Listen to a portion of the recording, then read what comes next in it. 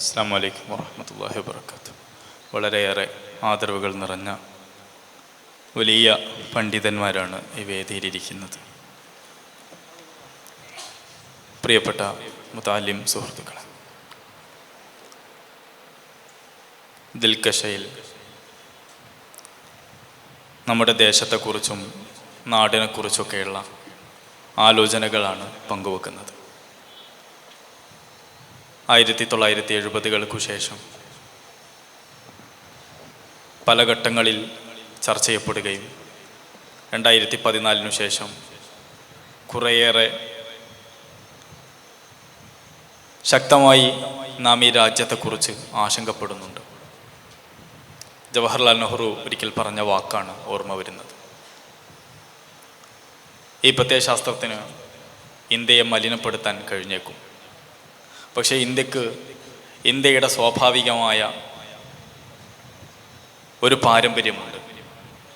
അത് ഇന്ത്യ തിരിച്ചു പിടിക്കുക തന്നെ ചെയ്യും. പക്ഷേ അതിനിടയിൽ ഈ രാജ്യത്തിന് എത്രമേൽ മുറിവേൽക്കും എന്ന് എനിക്ക് പറയാൻ കഴിയില്ല എന്നാണ് നെഹ്റു പറഞ്ഞു വെച്ചത്.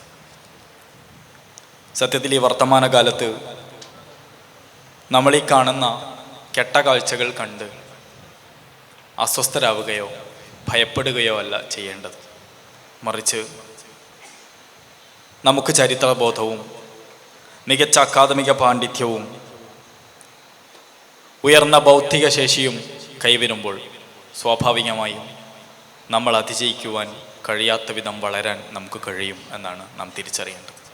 നിരാശയും ഭയവും എന്ന് ഉൽപ്പാദിപ്പിക്കപ്പെടുന്നുവോ അന്ന് നാം പരാജയത്തിലേക്കാണ് എത്തിച്ചേരുക എന്നും തിരിച്ചറിയണം. വൈകാരികമായ പുറപ്പാടുകൾക്ക് വേണ്ടി പോയവരൊന്നും ചരിത്രത്തിൽ വിജയിച്ചിട്ടില്ല എന്നുകൂടി നാം തിരിച്ചറിയണം. ഇന്ത്യ എന്ന രാജ്യത്തെക്കുറിച്ച് ആലോചിക്കുമ്പോൾ ബ്രിട്ടീഷുകാർ പറഞ്ഞു വെച്ച ചരിത്രത്തിൻ്റെ വ്യത്യസ്ത വീക്ഷണങ്ങളാണ് പലപ്പോഴും നമ്മുടെ പാഠപുസ്തകങ്ങൾ പോലും പറയുകയും പഠിക്കുകയും ഒക്കെ ചെയ്തിട്ടുള്ളത്. 1857 ഉജ്ജ്വലമായ ഇന്ത്യൻ സ്വാതന്ത്ര്യ സമരത്തെ ശിപായി ലഹള എന്ന് വിളിക്കുകയാണ് ബ്രിട്ടീഷുകാർ ചെയ്തത്. നമ്മളും അങ്ങനെയൊക്കെ തന്നെയാണ് പഠിക്കുകയും ചെയ്തിട്ടുള്ളത്. ഉജ്ജ്വലമായൊരു സ്വാതന്ത്ര്യ സമരത്തിൻ്റെ മനോഹരമായ ഏടുകളെ വളരെ ചെറിയ ചില കാരണങ്ങളിലേക്ക് ചുരുക്കിക്കെട്ടുകയും അത് ശിപായി ലഹളയാണ് എന്ന് വരുത്തി തീർക്കാനുമൊക്കെ ബ്രിട്ടീഷ് ചരിത്രകാരന്മാർ ശ്രമിച്ചിട്ടുണ്ട്. ബ്രിട്ടീഷുകാരെല്ലാ കാലത്തും ശ്രമിച്ചത് മറ്റുള്ളവർക്കുമേൽ ഒരുതരം അപരത്വം കൽപ്പിക്കുകയും സംസ്കാരമില്ലാത്തവരെന്നും അറിവില്ലാത്തവരെന്നും ഒക്കെ മറ്റുള്ള മുഴുവൻ മനുഷ്യരെയും മുദ്രകുത്തുകയും അവർക്കുമേൽ സംസ്കാരവും അറിവും ഉണ്ടാക്കേണ്ട ബാധ്യത വൈറ്റ് മാൻസ് ബേർഡൻ എന്ന് അവരതിനെ പറയുകയും ചെയ്തു. വെള്ളക്കാരൻ്റെ ഉത്തരവാദിത്തം എന്ന്. ആ ഉത്തരവാദിത്ത നിർവഹണം എന്ന പേരിട്ട് വിളിച്ച് ലോകത്തെ മനുഷ്യരെ മുഴുവൻ കോളനിയാക്കി അവരെ ചൂഷണം ചെയ്ത് അവർക്കുമേൽ ആധിപത്യം സ്ഥാപിച്ചുകൊണ്ടാണ് ബ്രിട്ടീഷ് ഭരണകൂടം ലോകത്തിൻ്റെ വിവിധ ഭാഗങ്ങളിൽ കോളനികൾ സ്ഥാപിച്ചിട്ടുള്ളത്.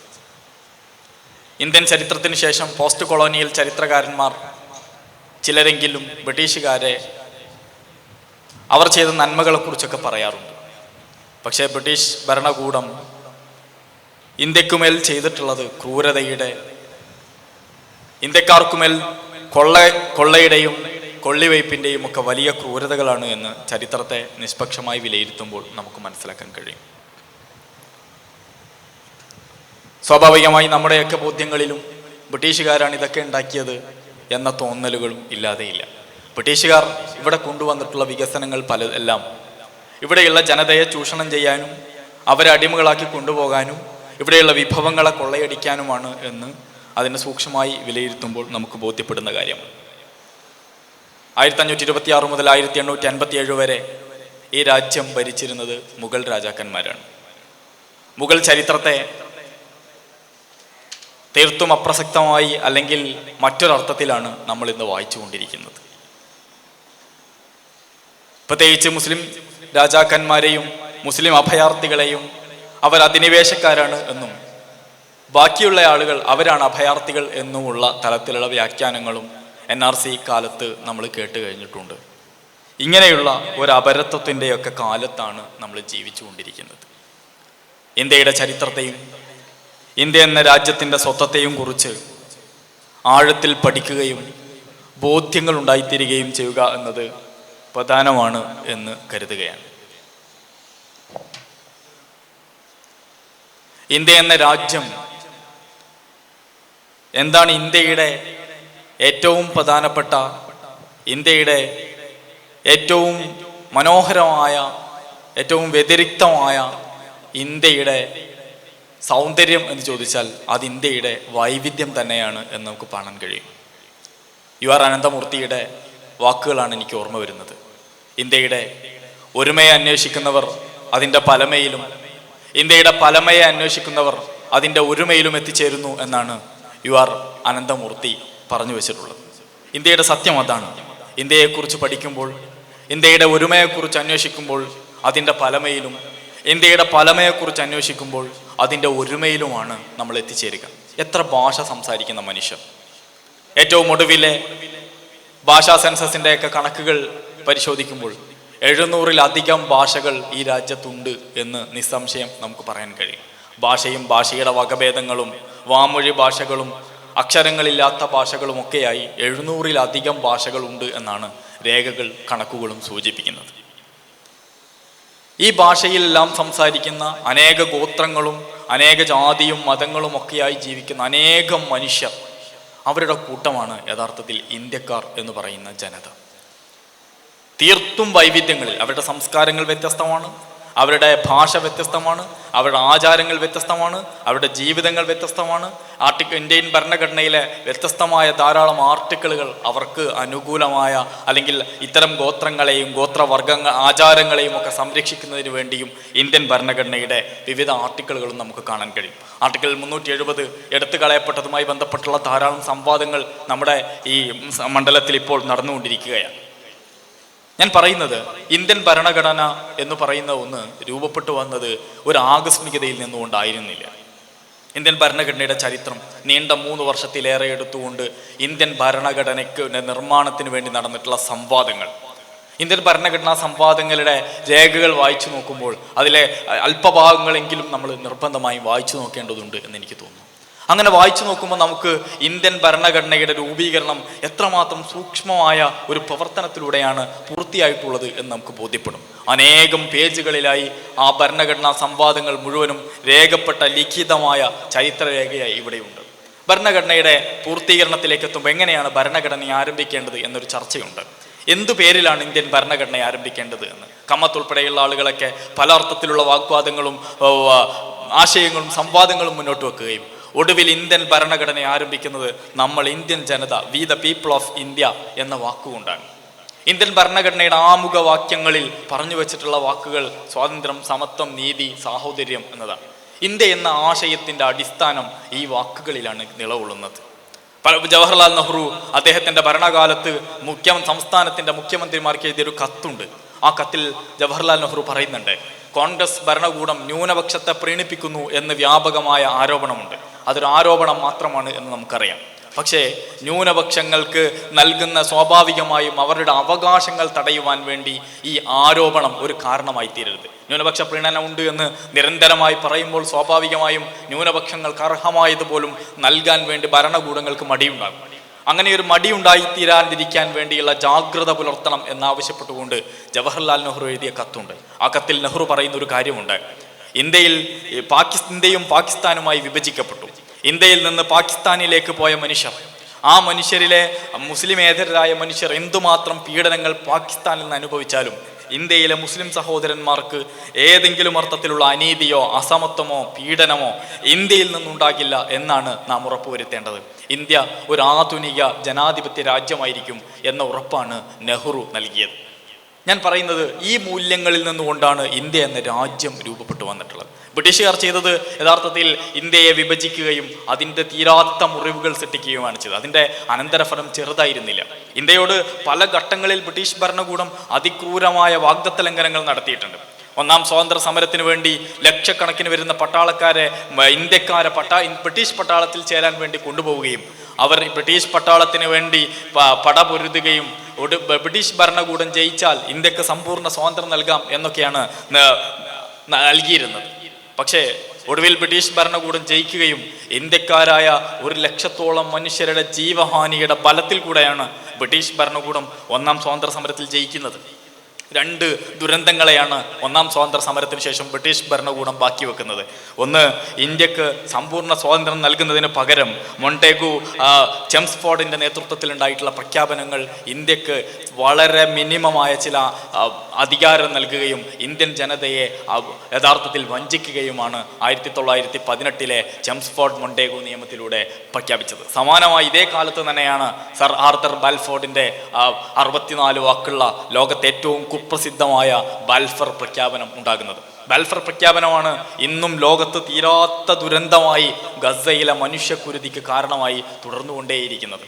ബ്രിട്ടീഷ് ഭരണകൂടത്തെ അന്ന് സഹായിച്ച ഈ ജൂത വ്യാപാരിമാർക്കും ജൂത ബാങ്കർമാർക്കും നൽകിയ ഒരു വാഗ്ദാനമായിരുന്നു ബ്രിട്ടീഷ് ഭരണകൂടം ഒന്നാം ലോക മഹായുദ്ധത്തിൽ വിജയിച്ചാൽ നിങ്ങൾക്ക് ജൂതന്മാർക്ക് സ്വന്തമായൊരു രാജ്യം നൽകാമെന്നത്. ആ രാജ്യത്തിൻ്റെ പ്രഖ്യാപനമായിരുന്നു യഥാർത്ഥത്തിൽ ആർതർ ബാൽഫറിൻ്റെ 64 വാക്കുകൾ മാത്രമുള്ള ഒരു കൊച്ചു കത്തിലൂടെ ബ്രിട്ടീഷുകാർക്ക് ഈ പാലസ്തീനിൽ ഒരു രാജ്യം ജൂതന്മാർക്ക് വേണ്ടി സ്ഥാപിച്ചു കൊടുക്കുന്നത്. പിന്നീട് ബ്രിട്ടീഷുകാർ പ്രഖ്യാപിക്കുകയും അമേരിക്ക നടപ്പിലാക്കുകയും ചെയ്ത ഗസയുടെ ചരിത്രം ചെറുതായിരുന്നില്ല. അതുകൊണ്ടായിരിക്കണം ഗാന്ധിക്ക് ഈ ഇന്ത്യൻ സാഹചര്യങ്ങളിൽ നിന്നുകൊണ്ട് പാലസ്തീനെ വളരെ കൃത്യമായി അനുഭവിക്കാനും അറിയാനും ഗാന്ധിക്ക് സാധിച്ചിട്ടുണ്ടായിരിക്കണം. അതുകൊണ്ടാണ് ഗാന്ധി ഇത് എപ്പോഴും പാലസ്തീൻ ജനതയോടൊപ്പം നിൽക്കുവാനുള്ള കരുത്ത് കാണിച്ചത്. ഞാൻ ദീർഘമായി സംസാരിക്കുന്നില്ല. പ്രിയപ്പെട്ടവരെ, ഓർമ്മപ്പെടുത്തുവാൻ ശ്രമിക്കുന്ന ഇത്രയേ ഉള്ളൂ. നമുക്ക് ചരിത്രത്തെക്കുറിച്ചുള്ള ആഴത്തിലുള്ള ബോധവും അറിവും ഉണ്ടായിരിക്കും. ചരിത്രത്തിൻ്റെ അപനിർമ്മാണങ്ങൾ നടന്നുകൊണ്ടിരിക്കുകയാണ്. ഇന്ത്യൻ ചരിത്രത്തിൻ്റെ ഏറ്റവും മനോഹരമായ ചരിത്രകാരന്മാരെയും ചരിത്രത്തിൻ്റെ ആഖ്യാനങ്ങളെയും ഒക്കെ തള്ളിക്കളയുകയും പുതിയ ചരിത്ര നിർമ്മാണങ്ങൾ നടന്നുകൊണ്ടിരിക്കുകയും ചെയ്യുന്ന കാലത്താണ് നാം ജീവിച്ചുകൊണ്ടിരിക്കുന്നത്. മിത്തുകളെയും കെട്ടുകഥകളെയും കേൾവികളെയും ഒക്കെ ചരിത്രമായി ആഖ്യാനിക്കുകയും ചരിത്ര സ്ഥാപനങ്ങൾക്കുമേൽ ഭരണകൂടം ആധിപത്യം സ്ഥാപിക്കുകയൊക്കെ ചെയ്യുന്ന കാലമാണ്. പക്ഷെ അതൊക്കെ താൽക്കാലികമായ ചില മൂടിവെക്കലുകൾക്ക് മാത്രമേ അതുകൊണ്ട് സാധ്യതയുണ്ടാവുകയുള്ളൂ. അതിനപ്പുറത്ത് ആർക്കൈവുകളിൽ രേഖകൾ എന്തായാലും മായ്ക്കപ്പെടാനാവാത്ത വിധം കിടക്കുക തന്നെ ചെയ്യും. പുതിയ ചരിത്രങ്ങൾ രൂപീകരിക്കാനും താൽക്കാലികമായി അത് ആളുകളെ വിശ്വസിപ്പിക്കാനും ഒക്കെ കഴിയുമായിരിക്കും. ആളുകൾ വളരെ എളുപ്പത്തിൽ ഈ ജനതയെ, സമൂഹത്തെ ഒരു സോഷ്യൽ എഞ്ചിനീയറിങ്ങിന് വിധേയമാക്കുകയും ജനതയുടെ ബോധ്യങ്ങളെ തോന്നലുകളാക്കി മാറ്റുകയും ചെയ്യാൻ വളരെ എളുപ്പത്തിൽ സാധിക്കുന്ന ഒന്നാണ്. എത്ര വേഗത്തിലാണ് ഇന്ത്യയുടെ ചരിത്രത്തിൻ്റെ ഗതിയെ നിങ്ങളെടുത്ത് പരിശോധിച്ച് നോക്കൂ. എത്ര വേഗത്തിലാണ് ആളുകൾ പലതരത്തിലുള്ള ചരിത്രങ്ങളോട് താതാമ്യപ്പെടുന്നത്. എത്ര വേഗമാണ് പൊതുബോധത്തിൻ്റെ നിർമ്മാണങ്ങൾ സാധ്യമാകുന്നത്.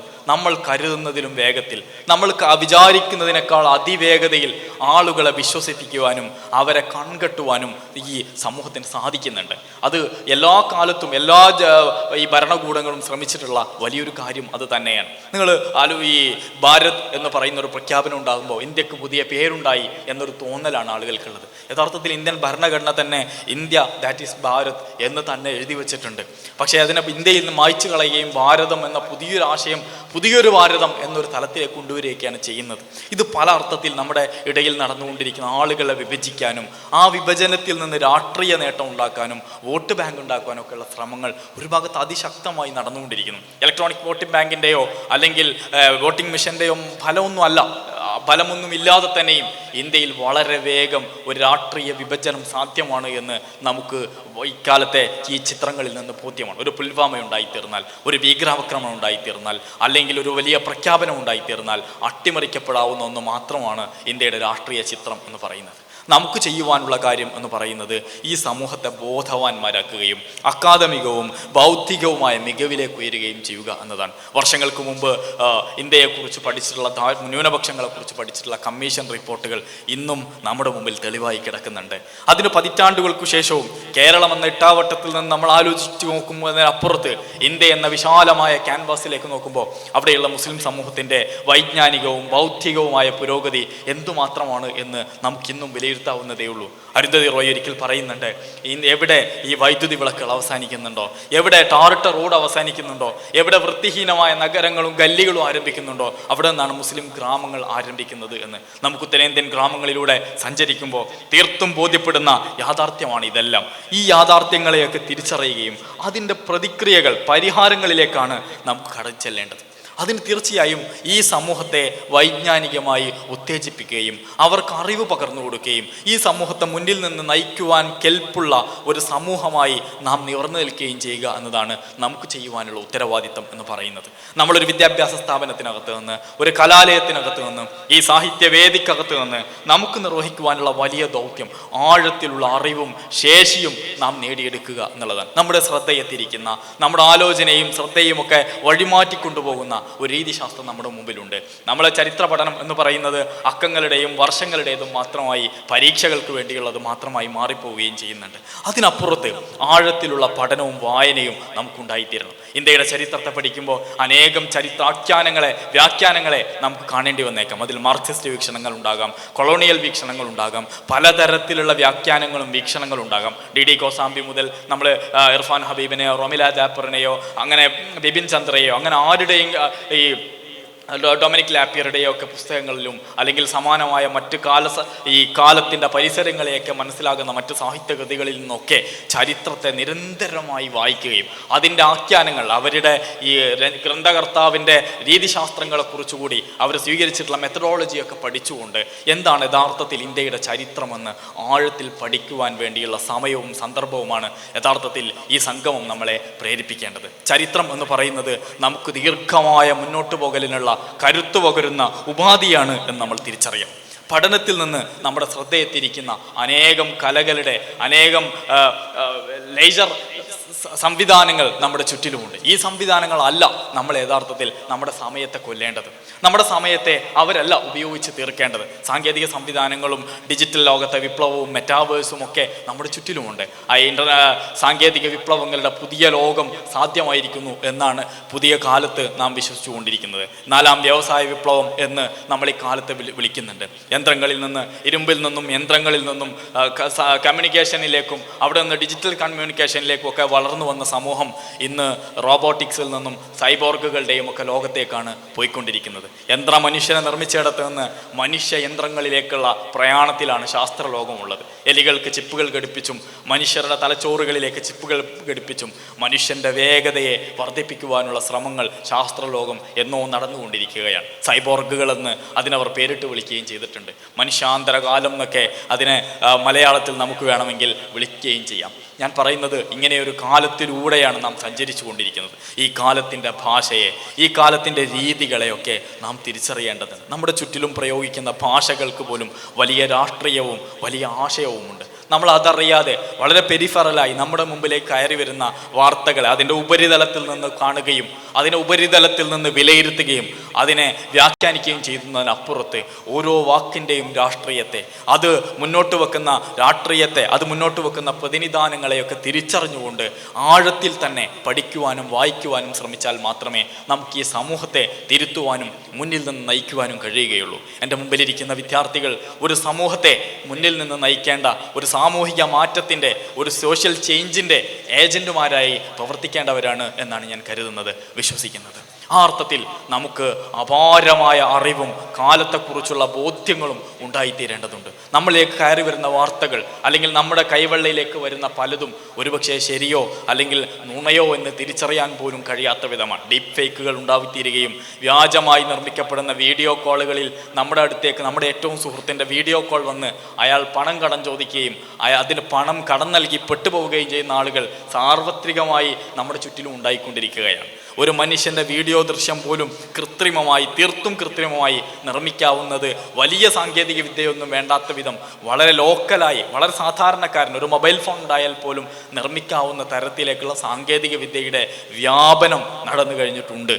ആ വ്യാപനങ്ങളൊക്കെ ഏതർത്ഥത്തിലൊക്കെ ദുരുപയോഗം ചെയ്യപ്പെടുമെന്ന്, ആ വ്യാപനങ്ങൾ ഏതൊക്കെ അർത്ഥത്തിൽ സമൂഹത്തെ ബാധിക്കുമെന്നൊക്കെയുള്ള പഠനങ്ങളും അതിനേതൊക്കെ അർത്ഥത്തിലുള്ള നിയന്ത്രണങ്ങൾ കൊണ്ടുവരണമെന്നൊക്കെയുള്ള ചർച്ചകൾ നടക്കുന്നുണ്ട്. യൂറോപ്യൻ യൂണിയൻ ആർട്ടിഫിഷ്യൽ ഇൻ്റലിജൻസുമായി ബന്ധപ്പെട്ടുള്ള നിയമനിർമ്മാണങ്ങൾ ആരംഭിച്ചു കഴിഞ്ഞിട്ടുണ്ട്. ഇന്ത്യയിലും സമാനമായ ചർച്ചകൾ നടന്നുകൊണ്ടിരിക്കുന്നുണ്ട്. ഈ ചർച്ചകളുടെയും ആലോചനകളുടെയും ഒക്കെ പ്രക്രിയകൾ ഒരു ഭാഗത്ത് ധാരാളമായി നടക്കുന്നുണ്ട്. പ്രിയപ്പെട്ട കൂട്ടുകാരെ, ഇതെല്ലാം നമ്മുടെ തൊഴിലിടങ്ങളിൽ, നമ്മുടെ സമൂഹത്തിൽ, നമ്മുടെ ജീവിതത്തിൻ്റെ നിത്യമായ വ്യവഹാരങ്ങളിൽ ഏതൊക്കെ അർത്ഥത്തിലായിരിക്കും മാറ്റങ്ങൾ ഉണ്ടാക്കുക എന്ന് നമുക്ക് പറയാൻ കഴിയില്ല.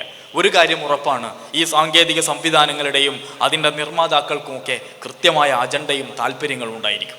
മെറ്റയുടെ താല്പര്യങ്ങൾ, അല്ലെങ്കിൽ ഇൻസ്റ്റഗ്രാമിൻ്റെ താല്പര്യങ്ങൾ, ഫേസ്ബുക്കിൻ്റെ താല്പര്യങ്ങൾ, ആ താല്പര്യങ്ങൾക്കനുസരിച്ച് മാത്രമായിരിക്കും അവരുടെ ചിത്രങ്ങളും വാർത്തകളും ഒക്കെ പുറത്തേക്ക് വരിക. US ഇലക്ഷനിൽ റിപ്പബ്ലിക്കൻ പാർട്ടിയെ തോൽപ്പിക്കുവാൻ വേണ്ടി മെറ്റയുടെ സഹായം നേടിയിട്ടുണ്ട് എന്ന് ഇടയ്ക്ക് വാർത്തകളുണ്ടായിരുന്നു. പാലസ്തീൻ അനുകൂല വാർത്തകളെ ഷാഡോ ബാനിങ്ങിന് വിധേയമാക്കുകയും അത് കൂടുതൽ ആളുകളിലേക്ക് എത്തിക്കാതിരിക്കാനുള്ള ശ്രമങ്ങൾ നടക്കുകയും ചെയ്യുന്നു എന്ന വാർത്തകളുണ്ടായിരുന്നു. ഇങ്ങനെ ഈ വാർത്തകൾക്കൊക്കെ ഇടയിൽ നമ്മുടെ കയ്യിലേക്ക് വരുന്നതിൻ്റെ നേരും നുണയും നെല്ലും പതിരും തിരിച്ചറിയാൻ നമുക്ക് സാധിക്കേണ്ടതുണ്ട്. സത്യത്തെയും നുണകളെയും തിരിച്ചറിയാനുള്ള കരുത്ത് എന്ന് പറയുന്നത് പുതിയ കാലത്ത് ചെറിയ കരുത്തല്ല എന്ന് നാം തിരിച്ചറിയണം. ചെറിയ കരുത്തല്ല, സത്യവും നുണയും കൂടിക്കലർന്ന് കിടക്കുന്ന ഒരു കാലത്ത് അതിൽ നിന്ന് സത്യത്തെ, അതിൻ്റെ നേരിൻ്റെ വെളിച്ചത്തെ മാത്രം വേർതിരിച്ചെടുക്കുക എന്ന് പറയുന്ന ഒരു വലിയ പ്രക്രിയകൾ നടത്തുക എന്നത് വലിയ ഒരു കരുത്തും ശക്തിയും ത്രാണിയുമാണ് നാം തിരിച്ചറിയാം. അങ്ങനെ ഈ പുതിയ കാലത്തോട് സംവദിക്കുവാനുള്ള കരുത്തുണ്ടായിത്തീരണമെങ്കിൽ നമുക്ക് കൃത്യമായ ചരിത്രബോധവും ഭാഷാശേഷിയും ഒക്കെ ഉണ്ടായിരിക്കണം. ഭാഷയുടെ പൊളിറ്റിക്കൽ കറക്റ്റ്നെസ്സിൻ്റെ, ഭാഷയിലെ രാഷ്ട്രീയ കൃത്യതയൊക്കെ വലിയ അർത്ഥത്തിൽ പൊതുസമൂഹം ചർച്ച ചെയ്യപ്പെട്ടുകൊണ്ടിരിക്കുകയാണ്. നമ്മുടെ പ്രഭാഷണങ്ങളുടെ, നമ്മുടെ പ്രസംഗങ്ങളുടെ, എഴുത്തിൻ്റെ, സാഹിത്യത്തിൻ്റെ, കഥയുടെ, കവിതയുടെ ഒക്കെ ഭാഷയ്ക്ക് വലിയ രാഷ്ട്രീയ തലങ്ങളുണ്ട്. പല വാക്കുകളുടെയും രാഷ്ട്രീയം അതിന് പ്രയോഗിച്ചതിനു ശേഷമായിരിക്കും ഒരുപക്ഷെ നാം പോലും തിരിച്ചറിയുക അത് ഏതർത്ഥത്തിലാണ് പ്രയോഗിക്കപ്പെട്ടത് എന്ന്. പത്രത്തിൽ വരുന്ന ഹെഡിങ്ങുകളിൽ നിന്ന് ആ പത്രം ഏതു തലത്തിലാണ് ആ വാർത്തയെ സമീപിക്കുന്നത് എന്ന് അതിൻ്റെ ഹെഡിങ്ങുകളിൽ, അതിൻ്റെ വാക്കുകളിൽ അത് മുന്നോട്ട് വെക്കുന്ന രാഷ്ട്രീയം വളരെ കൃത്യമായി പ്രതിഫലിക്കുന്നുണ്ട്. ആ അർത്ഥത്തിലാണോ നമ്മൾ ആ പത്രത്തെ വായിക്കുന്നത് എന്നതൊരു ചോദ്യമായി കിടക്കുകയാണ്. ഭാഷയിലും ചരിത്രത്തിലും മറ്റു വിവരങ്ങളിലെല്ലാം ആഴത്തിലുള്ള ജ്ഞാനവും അറിവും കൊണ്ട് മാത്രമേ നമുക്ക് ഈ കാലത്ത് തിരുത്താൻ കഴിയുകയുള്ളൂ. ശാസ്ത്രം എന്ന പേരിൽ കയറി വരുന്ന പലതും ശാസ്ത്രവിരുദ്ധമായി തീരുകയും കെട്ടുകഥകളായി മാത്രം മാറുകയും ചെയ്യുകയാണ്. ശാസ്ത്രത്തിൻ്റെ ഏറ്റവും വലിയ പരിമിതി എന്ന് പറയുന്നത് ശാസ്ത്രം ഇന്ന് വരെയുള്ള കണ്ടെത്തലുകൾ മാത്രമാണ്. ശാസ്ത്രത്തിന് എപ്പോഴും തിരുത്താം. ശാസ്ത്രം എന്ന് പറയുന്നത് പൂർണ്ണമായ എല്ലാ അർത്ഥത്തിലും അതിൻ്റെ പൂർണ്ണതയിൽ എത്തിച്ചേർന്ന ഒരു അന്തിമ തീർപ്പല്ല ശാസ്ത്രം എന്ന് പറയുന്നത്. ഞങ്ങളൊക്കെ സ്കൂളിൽ പഠിക്കുന്ന കാലത്ത് സൗരയൂഥത്തിൽ 9 ഗ്രഹം ഉണ്ടായിരുന്നു. പിന്നീട് ഒരു ഗ്രഹം പുറത്തു പോയിരിക്കുകയാണ്. അത് ശാസ്ത്രത്തിൻ്റെ ഒരു കുറവല്ല, മറിച്ച് ശാസ്ത്രമാണ് അത്. അതുകൊണ്ടാണ് അത് ശാസ്ത്രമായി തീരുന്നത്. അതതു കാലത്തെ നിരീക്ഷണങ്ങളുടെയും പരീക്ഷണങ്ങളുടെയും അടിസ്ഥാനത്തിൽ എത്തിച്ചേരുന്ന ഏറ്റവും മികച്ച നിഗമനങ്ങളാണ് ശാസ്ത്രം എന്ന് നാം വിളിക്കുന്നത്. മരുന്നുകളാവട്ടെ, രോഗനിർണയങ്ങളാവട്ടെ, ചികിത്സയാവട്ടെ, എല്ലാ കാര്യത്തിലും പല ഘട്ടങ്ങളിൽ പ്രയോഗിച്ചിരുന്ന പലതും ശാസ്ത്രം മാറ്റി പറഞ്ഞിട്ടുണ്ട്. പല മരുന്നുകളും അത് തെറ്റായിരുന്നു എന്ന് പറഞ്ഞിട്ടുണ്ട്. സ്വാഭാവികമാണ്.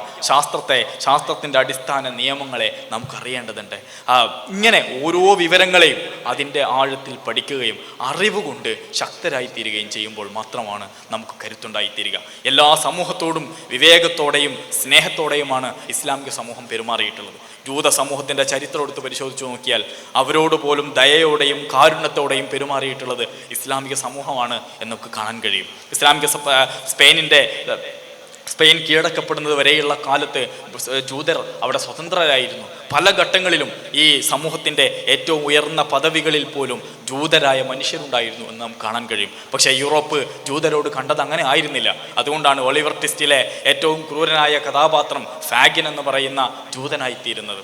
അതുകൊണ്ടാണ് ബ്രിട്ടീഷുകാർക്കിടയിൽ ജൂതന്മാർ ക്രൈസ്തവരുടെ രക്തത്തിൽ ബ്രെഡ് മുക്കി തിന്നുന്നവരാണ് എന്ന കഥ വ്യാപകമായി തീർന്നിട്ടുള്ളത്. അതുകൊണ്ടാണ് ഓഷ്വിറ്റ്സിലെയും ജർമ്മനിയിലെയും കൂട്ടക്കൊലകൾക്ക് വേഗതയുണ്ടായത്, ജൂതന്മാർക്ക് നേരെയുള്ള കൂട്ടക്കൊലകൾ ഉണ്ടായത്. ഈ ആധുനിക സ്പെയിനിലേക്ക് കയറി വന്നപ്പോൾ ജൂതന്മാർക്ക് അഭയം നൽകിയത് അക്കാലത്തെ മുസ്ലിം ഖലീഫമാരായിരുന്നു എന്നും നമുക്ക് ചരിത്രത്തിൽ കാണാം. നമുക്ക് സ്നേഹം കൊണ്ടാണ്, നമുക്ക് സൗഹൃദം കൊണ്ടാണ്, നമുക്ക് അവരോടുള്ള അനുകമ്പയും കാരുണ്യവും കൊണ്ടാണ് ഈ സമൂഹത്തെ തിരുത്തുവാൻ കഴിയുക. തെറ്റിദ്ധരിക്കപ്പെടുന്നവരോട്, ഇസ്ലാമോഫോബിയ ബാധിച്ചവരോട്, ഇസ്ലാമിനെതിരെയുള്ള നിരന്തരമായ വിദ്വേഷങ്ങളും വെറുപ്പും കേട്ടുകൊണ്ടേയിരിക്കുന്ന മനുഷ്യരോടൊക്കെ നമുക്ക് അനുതാപപൂർവ്വം പെരുമാറാനുള്ള ശേഷി ഉണ്ടാവണം. അവരോടുള്ള വെറുപ്പല്ല നാം ഉൽപ്പാദിപ്പിക്കേണ്ടത്, അവരോടുള്ള വിദ്വേഷവുമല്ല നമുക്ക് ചെയ്യുവാനുള്ളത്. തീർത്തും നുസ്ഹുദ്ദേശിച്ചുകൊണ്ട് ഗുണകാംക്ഷാപൂർവ്വം അവരിലേക്ക് ഇടപെടുകയും അവരെ കൂടി ഈ നന്മയുടെയും നേരിൻ്റെയും വെളിച്ചത്തെ അനുഭവിക്കുവാനുള്ള കരുത്തുണ്ടാക്കുകയും ചെയ്യുക എന്നതാണ് നമ്മുടെ ദൗത്യവും ഉത്തരവാദിത്വവും എന്ന് പറയുന്നത്. ഈ സമൂഹത്തെ ഈ കാലത്തിലൂടെ ജീവിച്ചു കൊണ്ടിരിക്കുന്ന നമ്മൾ നേരത്തെ ഓർമ്മപ്പെടുത്തിയതുപോലെ ഭയത്തിൻ്റെ, വേദനയുടെ, അസ്വസ്ഥതയുടെ, വികാര തള്ളിച്ചയുടെ തീർപ്പുകളിലേക്ക് കയറിപ്പോകുന്നതിന് പകരം കുറെ കൂടി ആഴത്തിലും വൈജ്ഞാനിക മികവിൻ്റെയും അറിവിൻ്റെയും ലോകത്തിലേക്കാണ് നമുക്ക് കയറിപ്പോകേണ്ടത്. എല്ലാ പ്രതിസന്ധികളെയും നമുക്ക് അതിജയിക്കുവാനുള്ള കരുത്ത്, അറിവാണ് നമുക്ക് നൽകുക. വിവരങ്ങളാണ് നമ്മളെ ഉന്നതമായ സ്ഥാനങ്ങളിലേക്ക് എത്തിച്ചേർക്കുക. ആ അറിവിൻ്റെയും പഠനത്തിൻ്റെയും ലോകമാണ് നമ്മുടെ മുമ്പിലേക്ക് ഉണ്ടായിത്തീരേണ്ടത്. ധാരാളമായി വായിക്കുകയും ധാരാളമായി കേൾക്കുകയും അറിവിനെ എത്രത്തോളം സമയം പഠനത്തിനു വേണ്ടി ഈ വിദ്യാർത്ഥിക്കാലത്ത് നമുക്ക് മാറ്റിവെക്കാൻ കഴിയുമോ അത്രയേറെ പഠനത്തിനു വേണ്ടി നമ്മുടെ സമയങ്ങളെ മാറ്റിവെക്കുകയും ചെയ്താൽ വലിയ വിജയങ്ങളിലേക്ക് എത്തിച്ചേരാൻ കഴിയും എന്ന് പ്രത്യാശിച്ചുകൊണ്ട് വലിയ ഉസ്താദുമാരുടെയൊക്കെ സന്നിധിയിൽ സംസാരിച്ചു എന്ന അദബുകേട് അവർ പൊരുത്തപ്പെടും എന്ന് വിചാരിച്ചുകൊണ്ട് അവരുടെയൊക്കെ ദുആയും നിങ്ങളുടെയൊക്കെ ദുആവും ഉണ്ടാവണം എന്ന് കരുതി. അസ്സലാമു അലൈക്കും വറഹ്മത്തുള്ളാഹി.